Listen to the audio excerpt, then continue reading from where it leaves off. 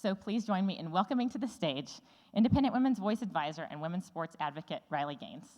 Stick your progress where the sun don't shine. Keep your big mess away from me and mine. If you leave us alone, well, we'd all be just fine.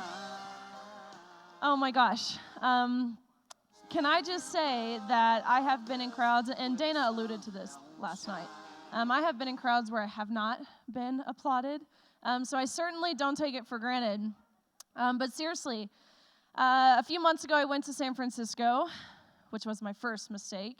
Went to San Francisco State University to speak on my experience of what we went through as athletes, and the locker room and the silencing and what it even takes to be an athlete at that level. And I was met with ambush. I was assaulted.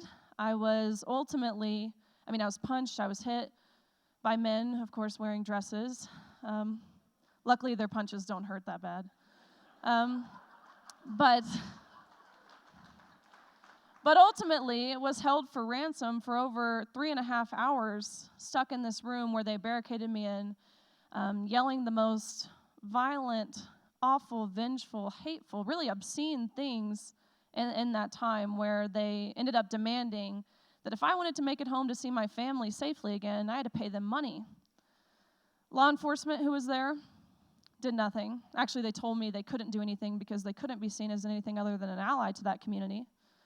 The university, the next day, they sent an email out to their student body after this really gained national attention.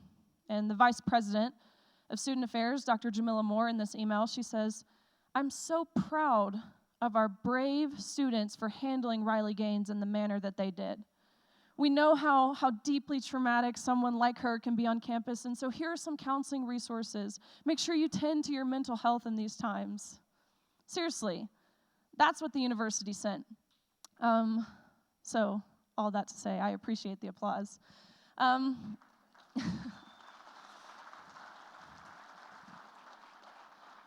The one Dana was talking about in Milwaukee, before the debate and such, there was a large group of protesters who were stood outside my hotel.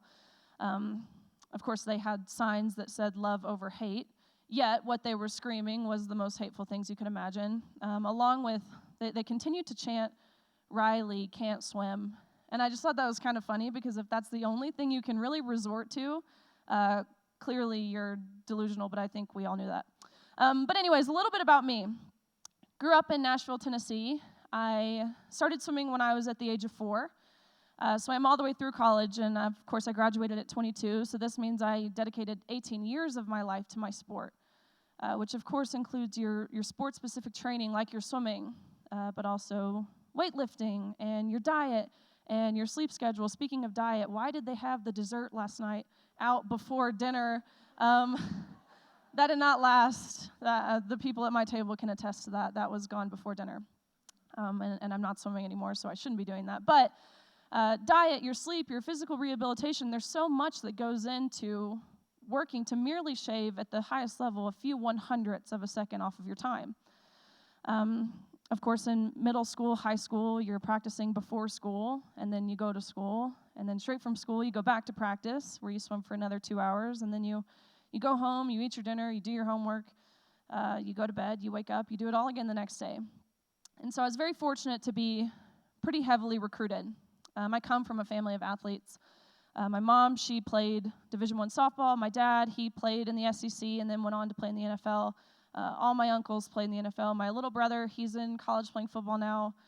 So sports was very big in my family, and so very blessed to be pretty heavily recruited. To be totally frank, I really could have gone anywhere in the country that I wanted to go. And I'm biased, and I think the SEC is the best conference. So, yeah, that deserves an applause. So ultimately, I ended up taking a trip to University of Kentucky for no other reason than my boyfriend at the time, who's not my lovely husband who's over here now. My boyfriend at the time, he was a really big Kentucky fan, and this coach kept pestering me to come on a trip. And I kept ignoring him, ignoring the emails. They weren't ranked high. They were actually pretty low, even within the SEC, and so it was not on my radar at all.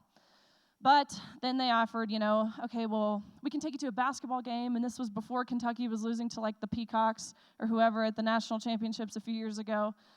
So I thought, okay, it'd be a cool Christmas gift to my boyfriend at the time.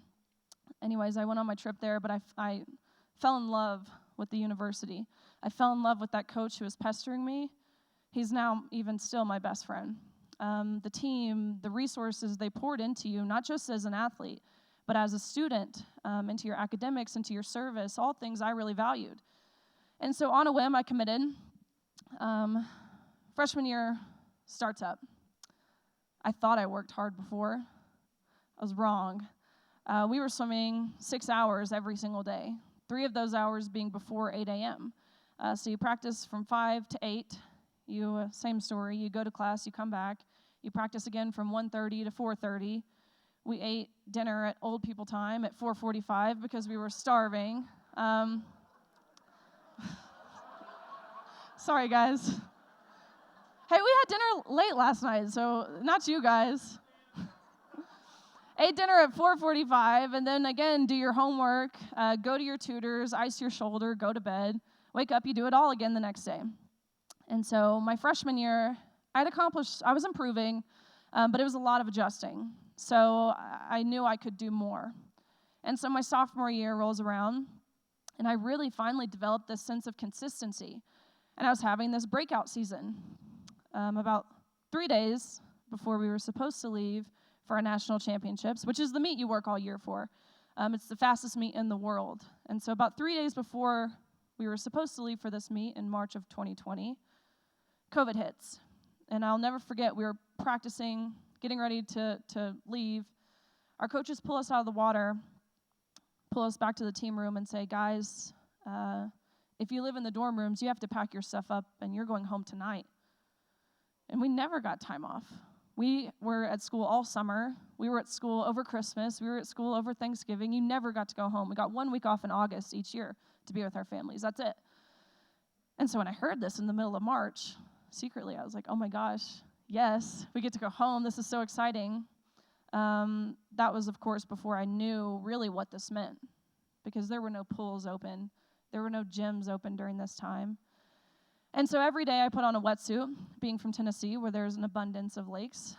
Every day I put on a wetsuit and swam miles aimlessly in this lake, just hoping and praying really to continue that breakout season I was having. I had this little route where I'd jump in at the boat dock and swim by Johnny Cash's house and then come back.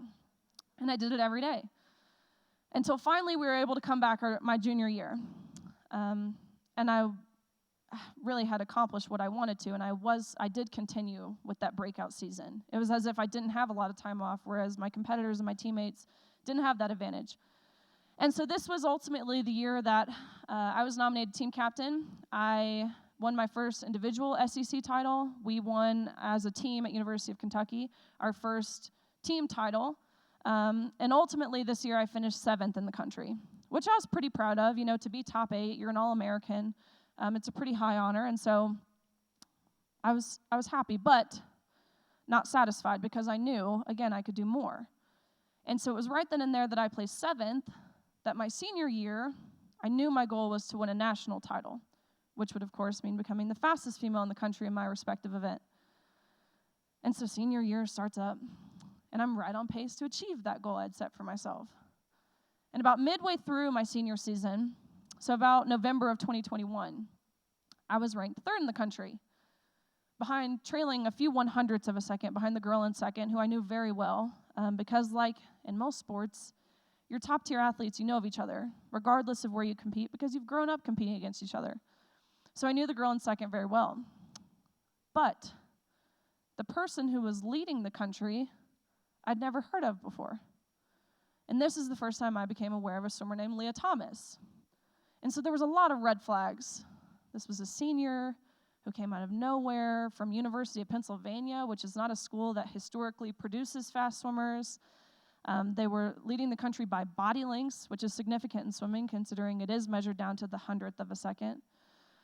They were ranked first in the 100 freestyle, which is a sprint, and all of the freestyle events in between through the mile, which is long distance. And so for those of you who don't necessarily understand swimming, think about this in terms of your like Olympic runners.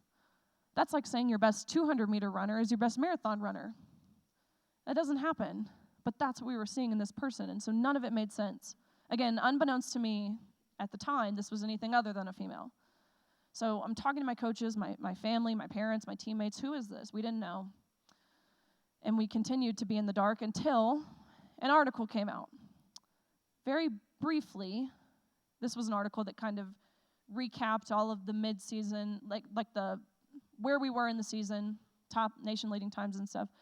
And so in this article, very briefly, in a blip of a sentence, Leah Thomas is formerly Will Thomas and swam 3 years on the men's team at University of Pennsylvania before deciding to switch to the women's team.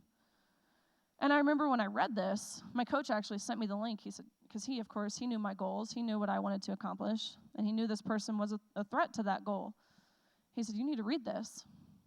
And I read it, and of course I was so shocked, but really I felt a sense of relief, because I then went to go look up who Will Thomas was, because I was curious. Was this a lateral movement?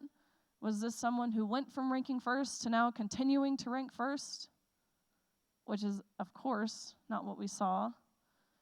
We saw that this was a mediocre male, at best, ranking 462nd in the nation the year prior when competing against the men, to again now dominating the women. But that's why, ultimately, I really felt relieved. Because, again, nothing opinionated about it, nothing hateful. Strictly what's on the paper in front of us. This was someone who went from ranking 462nd to now dominating. And I thought, which was naive for me to think, I thought the NCAA would see it how I saw it, and how my parents saw it, and my teammates and my coaches, and how anyone with any amount of brain activity would probably comprehend this. I thought that's how the NCAA would. But they did not. They saw absolutely nothing wrong with allowing Thomas to swim with the women. And so they announced about 3 weeks before our national championships in March of 2022 that Leah would, in fact, compete with the women, and it was a non-negotiable. There was nothing we could do about it. And so I got to personally witness and feel the effect that this infringement, this injustice had on myself and my teammates. I don't claim to speak for every single person on that pool deck, but I can wholeheartedly attest to the tears that I saw from 9th and 17th place finishers who missed out on being named an All-American by 1 place, not to mention their moms in the stands who are crying. And I can wholeheartedly attest to the extreme discomfort in the locker room when you turn around and there's a 6'4". Wikipedia will tell you 6'1", and Wikipedia is lying. A 6'4", 22-year-old man who's fully intact with and exposing male parts inches away from where you're simultaneously undressing.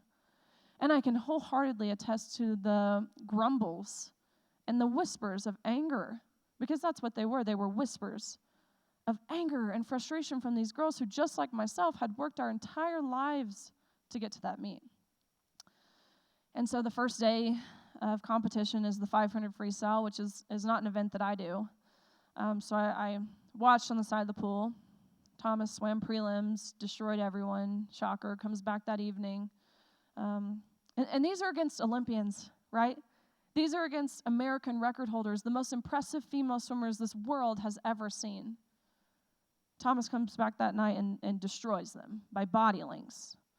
Even the time Thomas went last year would have beat everyone in the country, every girl in the country this year by body lengths. Second day of competition was the 200 freestyle, which was the event that Thomas and I raced in. We both swam in the morning. We both qualified top 8, so we came back that evening. We dove in the water. We raced. We touched the wall. And almost impossibly enough, we went the exact same time down to the 100th of a second. So we had tied. And I just remember it was a flood of emotions, right? This was my last swim meet ever, so to a degree I was very excited that I was kind of capping off my career. But it was also feelings of course, betrayal and really humiliation. It was a weird influx of emotion. And your heart rate's high, your adrenaline is high. It was just like this out-of-body experience, really. And so we go behind the awards podium, where typically you're handed your trophy, and you're marched out, and it's these little $5 production trophies. And you're named an All-American, and everyone claps. And so we went back there, and the NCAA official looked at both Thomas, again, who's towering over me, and myself, and says, "Great job. But you guys tied. And we only have one trophy, so we're giving this trophy to Leah. Sorry, Riley, but you don't get to take one home." And I remember being so taken aback. Again, my heart rate was high, so I probably said some things I shouldn't have said. But I just remember asking the question that no one dared ask all season. And I said, why? I know we tied. I know there's one trophy, and we don't necessarily account for that. But why are you giving this trophy to Thomas? Why are you adamant on it? And I actually appreciate his honesty, because he looked at me, and I could tell he didn't even believe what he was doing. I could see it in his face and in his eyes, and I think that's why he was so honest with me. And he looks at me and he says, "We've been advised when pictures are being taken that Leah has to have the trophy. We're sorry. You can pose with this one, but again, Riley, you have to give yours back. Leah takes the trophy home, end of story." And it was right then and there. Again, all season I knew what was happening was wrong. Of course, I knew the unfair competition. I knew the locker room. I knew the silencing. I knew all of that was wrong. But it wasn't until they reduced everything that we had worked our entire lives for down to a photo op to validate the feelings and the identity of a male at the expense of our own. That's when I was done waiting for someone else. Because really, up until this point, I was waiting for a coach. I was waiting for someone's dad. I was waiting for someone with political power, someone within the NCAA, some other swimmer, someone who was supposed to be protecting us to protect us. But I remember the moment distinctly. I'm sharing this podium, again, with this guy who's towering over me, holding a trophy I know I have to give back. And I remember it slapped me across the face, this realization that if we as women, we as female athletes, if we weren't willing to stick up for ourselves, we can't expect someone else to. This has to come from us.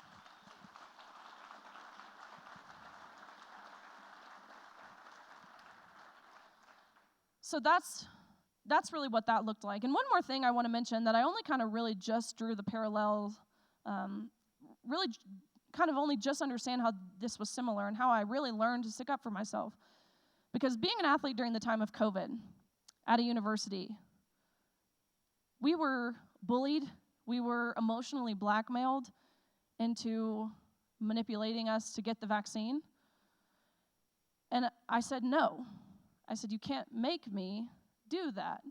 And I think that is what really gave me the framework to be able to say no my senior year as well. So just a little tidbit there, which I thought to be pretty interesting. And honestly, the same tactics they used. They told us we would be hurting someone if we didn't. We wouldn't be able to travel. You'll never get into grad school. It's the same tactics they used, keeping us quiet over this stuff. But one more piece about this. I know I mentioned the locker rooms, but if I had to see it, you guys at least have to hear about it. We were not forewarned we would be sharing a changing space. No one told us. The only time we became aware we would be undressing next to a male was when we were undressing next to a male. And I'll kind of set the scene. A swimming locker room is not a place of modesty. I mean, these suits that you're putting on, they're skin tight. It really takes about 15 minutes to poke and prod and tuck yourself into these suits. I say tuck, not the kind of Target tuck. Like your nail beds are bleeding by the end of it because you're really trying to get every skin roll into your suit. But it's also a place of buzzing and laughter and chatter, and you get to see your friends from all over the country who this is the only time all year you get to see them. I remember I had my back turned, and all of a sudden the locker room goes dead silent. And I thought, that's weird. And I turn around, and I look up, and again, a 6'4" man walks in his women's swimsuit, takes it off, and starts dressing into his clothes. And it was feelings of course it's embarrassing, it's awkward, it's uncomfortable, but really, I think without over-exaggerating, it was traumatic. But not even necessarily just traumatic because what we were directly exposed to. It was traumatic, at least for me, to understand just how easy it was for these people in these powerful positions to totally throw our rights to privacy out of the window with no second thought. And so I immediately left the locker room and went up to one of the NCAA officials on the pool deck, and I said, what are the guidelines that allowed this man into our locker room? And he so nonchalantly said back, oh, well, we actually got around this by making the locker rooms unisex. First thing that came to my mind, by admitting you had to change the rules, you're admitting this isn't a woman. You realize that, right? You realize that when you make the locker room unisex, you're actively admitting a male into our space, and you know that. And secondly, unisex. So any man would have had full access to our changing space. Any coach, any parent, any official, to be frank, any pervert who wanted to would have had full access to, and bare minimum, we weren't even told about it. And so one more piece about this meet, which I think the media has done a terrible job of covering, naturally. At the same meet where we had Leah Thomas, who is male, transitioning to a woman, and we were told we had to use she, her pronouns, of course, wearing a woman's suit.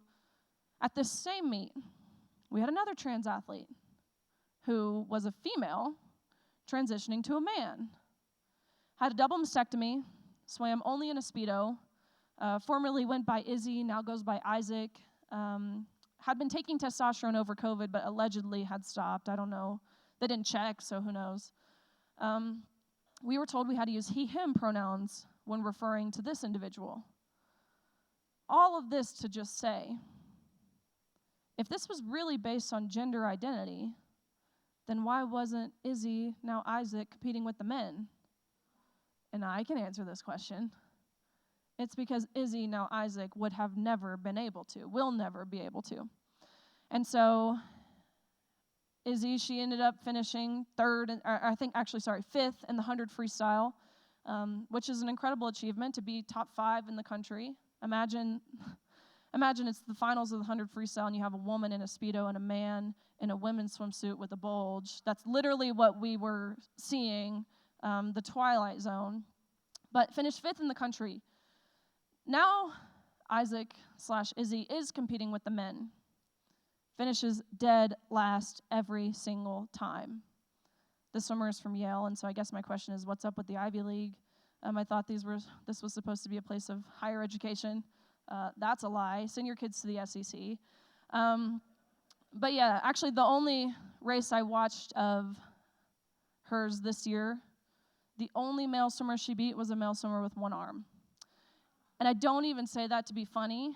I say that to perfectly highlight exactly what's going on. So all this happened. I knew pretty quickly that I wasn't going to stay silent. And so there was a lot of reporters at the meet. I think we all can agree swimming is not a sport that garners media attention, but this meet did. I had ultimately picked one of the many who had reached out to me, gave her an interview, and the story really blew up. It was with the Daily Wire, and so that Daily Wire hit very quickly turned into Fox and CPAC and all of these things, being pulled on stage with President Trump and all these things that by no means I felt prepared for. Even still, I graduated with my degree in human health sciences and health law, and I had put my deposit down for dental school. That's what I thought I was going to be doing. Endodontics is what I wanted to pursue, which is root canals, weirdly enough. Clearly, I'm not working on teeth. This might be just as painful, though. So by no means did I feel prepared for any of this. I kind of began to feel like I was preaching to the choir, because every old man who watches Fox already agrees with me. Sorry for the old jokes, guys. Every old man who watches, my dad is one of them, every old guy who watches Fox already agrees with me. How could I get the people who don't agree with me? Started reaching out to CNN and MSNBC just on my own personal capacity. They were reporting on these stories. I was offering to give them my perspective. Every single one of them responded back with, either didn't respond or responded back with, we're not going to give you a platform to spread your hate. And this was hard for me to hear. They were reporting on the story. I thought surely they would want the perspective of someone who was on the pool deck, but they didn't. But then I began to feel like I was kind of whining. I was getting sick of hearing my own voice, so I couldn't imagine the people listening to me. I knew I wanted to make impact, And that's when I started working with the Independent Women's Forum and Independent Women's Voice, traveling state to state, testifying on behalf of these bills being brought forward. But even larger than the state level, the federal level, where we have an administration right now who's actively working to rewrite Title IX, as Hadley mentioned. It's no longer preventing discrimination on the basis of sex. It would be preventing discrimination on the basis of gender identity. And what this means, it's a lot broader than sports. It means men can join sororities. It means men can live in dorm rooms with women.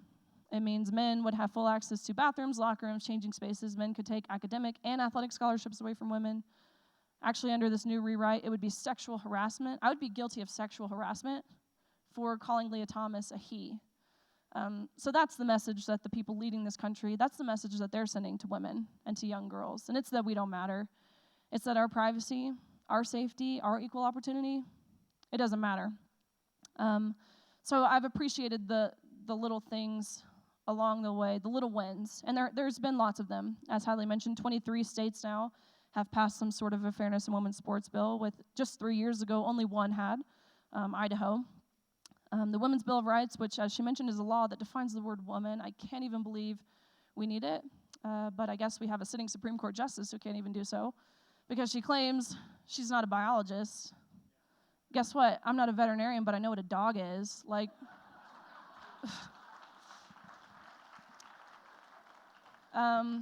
within the specific sport governing bodies, we've had FINA, World Athletics, cycling, actually most recently, the World Chess Association, International Powerlifting Federation. They have all taken steps to prioritizing fairness, which is good news. So lots of good things being done.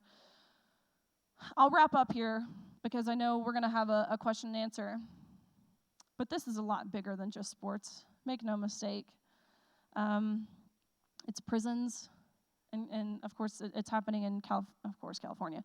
New Jersey, Ohio, Kansas, where men who are convicted of awful, heinous things, such as rape, such as child pornography, such as kidnapping, they're getting into women's prisons by simply saying, I'm a woman. And they're impregnating women. It's happening in sororities at University of Wyoming. There was a male who lives in their sorority house, and they're going through litigation and different things. But what this man has said to them in their own sorority house is perverse, to say the least. And you ask yourself the question of why. Why is this happening? Being a Christian myself, I entirely see this as spiritual warfare. It really is no longer good versus bad or right versus wrong. This is moral versus evil. And I've looked that evil in the eyes. And they do it in the name of love and inclusion and tolerance and all of those virtuous things. But this is not that. It's exclusive to the very female athletes who Title IX was created to protect. And it's not kind to ask a young girl to undress in front of a grown man. That's not what kind is. I constantly refer back to this term of true love and what that really means and how those terms are synonymous. It's loving to say the truth. That's what love is. To lie, to deceive, that's what Satan does. That's not love. It's the exact opposite of it. And so again, along with the denying of truth, which is the broader picture here, they're asking us to deny man and woman, which is the essence of humanity. It's how we all got here. Hate to break it to you, we're all here for man and woman, and they're asking us to deny that. So denying truth, the changing of the language that we use. Notice how we're subconsciously calling ourselves biological females, as if there's an unbiological alternative. There's not. And it's true, right? We are biological females. Technically, Rachel Levine is right, and we are, I guess, egg producers. And all of those other demeaning terms, they call us to reduce us down to our biological function. But it's subliminal. It's you don't even know you're doing it. I caught myself doing it, right? I caught myself referring to myself as a biological female, but that's what they want you to do.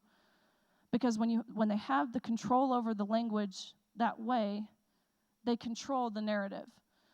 So the denying of truth, the changing of the language, the silencing, which I hope we'll get into with Hadley because I know I'm running out of time, the silencing that we dealt with, the breakdown of faith, the breakdown of our families, the breakdown of our freedoms, such as the freedom of speech. guys, it's textbook Marxism. And you can open any history book and see how that turns out for any civilization, and it's not pretty. Talk to someone from Russia or China or North Korea or Germany or Brazil or Cuba or Venezuela and see what they have to say about what's going on here. And they'll tell you it's the beginning stages. I couldn't be more grateful for, again, a crowd who is the real definition of kind. And I'm excited for Hadley to come back up and we'll answer some questions. So thank you, guys.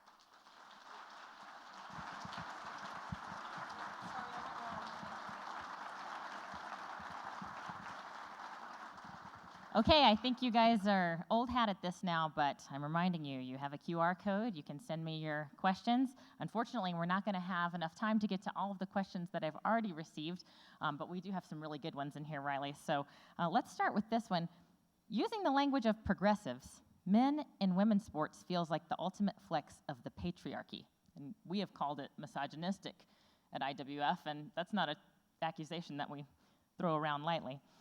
Why do you think so many women on the left allow this or have failed to step up and defend feminism, defend women's interests? And I also want to add as a caveat here that we've had great partners in a handful of very small feminist organizations that are getting this issue right, from Women's Liberation Front to Women's Declaration International and Kara Dansky. So there are some really great left-wing feminists on this issue who are getting this right, but largely it has been an abdication of the feminist movement. Tell me why you think that is.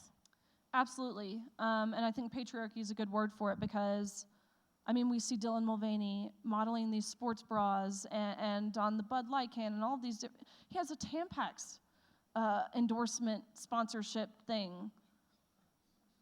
These are opportunities meant for women. Actually, Tampax specifically only for women. And it's just another, I thought we had, at least in the past half a century, in the past 51 or so years since at least Title IX was implemented, I thought we had worked really hard to reverse this. And we had. It's what gave me the opportunities to compete and to achieve and to succeed. But in the name of progress, they're taking us back in time. Even Billie Jean King, who played in the battle of the sexes, right? We really have her to accredit Title IX to, actively working to include men into women's sports and women's spaces.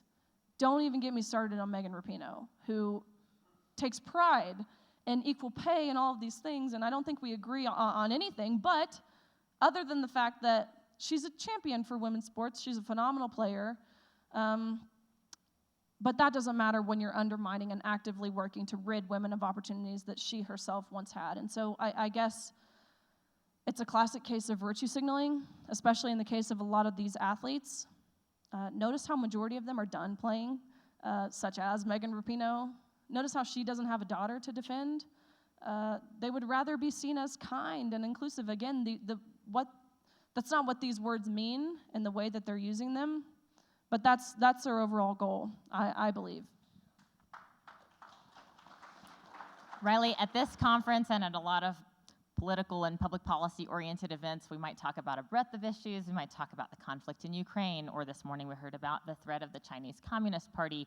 We might talk about world hunger or poverty or our national debt. Why do you think that women's sports should be included in the discussion? I mean, some people might just say sports is just for fun, it's recreation. I mean, I know it means a lot to you, but most people will never be elite athletes. So why does this matter so much? Look, I totally agree. When we're on the bigger picture of things and we're talking about the things that we have already talked about at this conference, it's like, okay, we're worried about this, but it's the bigger picture of what they're asking us to do, and that's that they're asking us to lie. It's about denying objective truth. Again, the most simplest of truths, which blows my mind because I get called brave all the time, right? And I'm literally saying the most common sense thing ever. That really doesn't require, I understand it, it does require bravery to a degree and the backlash and the different things, but guys, it's the broader picture of what they're asking. And I want to add, it is bigger than the athletic achievement, right? Me not holding that trophy on the podium, I could have cared less about the trophy, the physical, tangible object of the trophy. I could have cared less about that. that doesn't matter to me. But there is so much more to achieving and playing sports than just the achievements. An Ernst & Young study shows that 94% of C-level executives, female C-level executives, CEO, CFO, COO, 94% of those females were female athletes.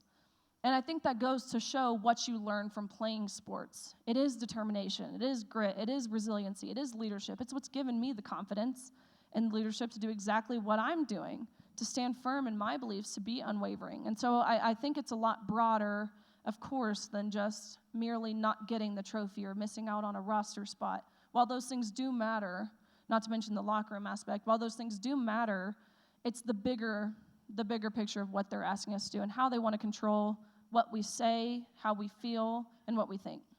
Great. I agree. I've got several questions about sort of the status of this issue. So we've both mentioned the 23 states that have adopted fairness in women's sports legislation. Someone asked, do you think this issue is going to go away? Where do you see the future of this issue? Because we've seen some recent victories, in North Carolina being the latest. It's my home state. They overrode Governor Cooper's veto to get women's fairness in sports legislation passed. Yes, absolutely. Way to go, North Carolina. And then we've also seen some of the governing bodies of different sports. You mentioned making policy changes to ensure that women's sports stay as female. Where do you see the end of this, or the future of this issue? Bottom line is, this is not sustainable. The way they're leading, the direction they want us to go in, the downward slope that they're actively taking us down, it's not sustainable, which is a good thing, right? But unfortunately, sometimes things do have to get worse before they get better. And I think we're seeing little victories, but we're also, at least I am, you guys would be appalled if you saw the messages that I got daily from coaches, from female athletes, from parents who are going through this, who have someone who's transitioning on their women's team and they don't know what to do, a coach who doesn't know how to handle it, parents who, again, don't want to watch their daughters get obliterated. I get it every day, and it breaks my heart. I get calls from people even in corporate America who tell me they're being silenced. It's all the time, and so unfortunately, sometimes I do think it has to get worse before it gets better, but again, I think in a matter, this has a shelf life. I think in the next 5 or so years, things will be up, especially, hopefully, we'll have a new administration in the White House to where they can't discreetly continue doing what they're doing. Mentioning the Biden administration and their rewrite of Title IX, they've been sneaky about it thus far. The rewrite was 700 pages long, which is strategic when you have 700 pages, because who is going to comb through that? Secondly, the public comment period is supposed to be open for 90 days, where, of course, the public can go and comment and voice how they feel. They only left it open for 30 days because it was the comments they were getting were so much in opposition of what they were doing. And so they're discreetly trying to implement this in October, is my understanding. So if I have anything to do with it, it won't be discreetly, because I'm going to try and out that as much as I can. So make some noise about it. That's right. Okay, several of you have questions. I'm so encouraged by these questions. Several people asking questions. How can we help? How can we get involved? Because some of you have daughters, you have women athletes in your life that you care about. Several of you have asked, and Riley, I know you can give some good advice about how they can speak up and use their voice and get involved, but also the question of what would you say to the next generation of women athletes who are coming, even behind you. You're quite young, but there are people who will continue to play. There are girls starting now on their first sports teams. What's your advice to them, especially if they confront things like you've confronted? My advice first to parents, 1, of course, be willing to defend your daughters, and 2, teach your sons masculinity. We've reached a point in society where we've deemed masculinity as toxic and bad and this undesirable trait. But we need strong men. We need men to fulfill their biblical role to protect and provide. And there's this saying, and I think it's so interesting because you can see this play out throughout history. And it's hard times create strong men create good times create weak men create hard times. And we're certainly in the part of the process now where weak men have created hard times. And I don't mean the men in this room, but weak men have created hard times, which we can only hope it garners. These hard times garner strong men. I think the last time we had strong men was in the 1940s during World War II, when men were actively lying about their age to enlist in the draft. And now we have men actively lying about their sex so they can enter into women's sports. I think that shows the true juxtaposition. So teach your sons masculinity, defend your daughters. My message to young athletes: there is no compromise, right? I feel like we tend to be, especially as women, we tend to be agreeable, we tend to be apologetic and more emotionally involved than men. But we do not have to give anything to compete fairly. We do not have to adhere to any guidelines to not allow men into our locker rooms. So don't feel like you have to compromise. That being said, don't get discouraged either. I get so many messages from young girls who don't want to play their sport when they know they're at an unfair advantage, or when they know they're going to lose going into the race or onto the field, whatever that looks like. Don't get discouraged, because when we do ultimately end up quitting or stopping, they're winning. How you can get involved, how you can help. I think it's really important to know where your state stands. I met a lot of people here from Texas, which is phenomenal because they've taken a strong approach. The people in this room from Colorado, they need help. I think it's important I testified in Colorado this year, to which was just a thankless task. Yeah. But important to let them, as your constituents, it's important to let them know how you feel. We saw this in Kansas, actually, surrounding the Women's Bill of Rights. There was one Democrat representative who I don't think he actually wanted to vote yes in support of the Women's Bill of Rights, but he actually said he had so many calls from his constituents that he felt called to vote for it, because that's his job, and that's putting a lot of faith in politicians to understand their job. But he knew it was his job to represent his constituents. So that, and most importantly, is to stand firm in the truth. It is, once I started speaking out, and truthfully, it's been a process, because when I started speaking out, I've had to really grow confidence and learn and develop security, because when I started, I sometimes used the she pronouns and all of these different things, and I'm ashamed of myself for doing that, but I felt like I had to. I felt like I had to be respectful. It is liberating to say the truth. It feels like a weight is off of your shoulders, and once you do that, you'll never look back. So I guess those are my 2 pieces of advice. I think that's a great place for us to wrap up. Riley has been a wonderful guest.